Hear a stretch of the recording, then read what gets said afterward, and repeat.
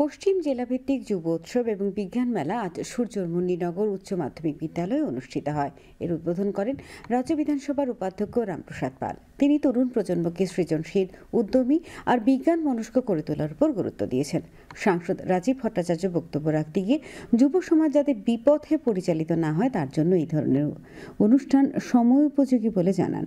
অনুষ্ঠানে পৌরোহিত্য করেন পশ্চিম জেলার জেলা সহ সভাধিপতি বিশ্বজিৎ শীল। বিজ্ঞান মেলায় বিভিন্ন বিদ্যালয় থেকে ৮০টি মডেল নিয়ে ছাত্রছাত্রীরা অংশ নিয়েছে। যুব উৎসবের বিভিন্ন বিভাগের প্রতিযোগিতায় ২ শতাধিক প্রতিযোগী অংশ নিয়েছে।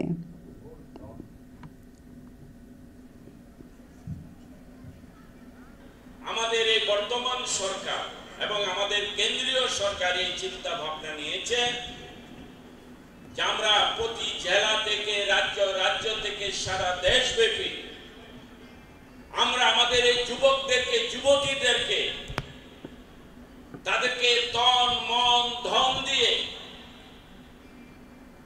তাদেরকে সত্যিকারের দেশ তৈরি করার কারিগর বানানোর এই প্রচেষ্টা।